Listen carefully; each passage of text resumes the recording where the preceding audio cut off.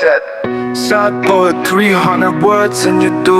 ChatGPT said, यकीना ये रहा एक त्रिवंदार फास पर मुश्तमिल उर्दू नज़म नमूना फिर जो एक उदास शायर की कैफियत को बयान करता है।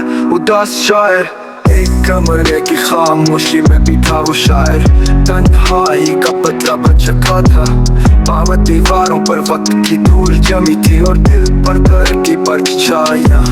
हर लफ्ज जो वो लिखता उसके दिल के किसी जख्म से जन्म लेता। सियाही में उसके आंसू खुल चुके थे और कागज उसका मुनस बन चुका था।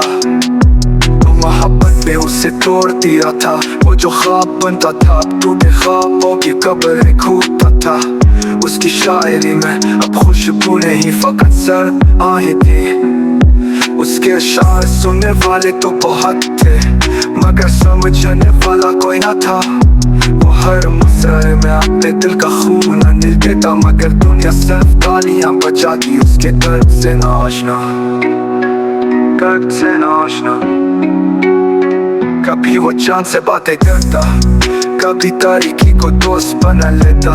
लोग कहते वो पागल है मगर उसे तो सिर्फ सच्चाई की सजा मिली थी। उसकी तन्हाई उसकी सच्चाई का नतीजा थी। किताबों के दरमियान दबे वो मोहब्बत भरे खतूत तब जख्म बन चुके थे। लफ्जों में बसी खुशबू राख हो गई थी।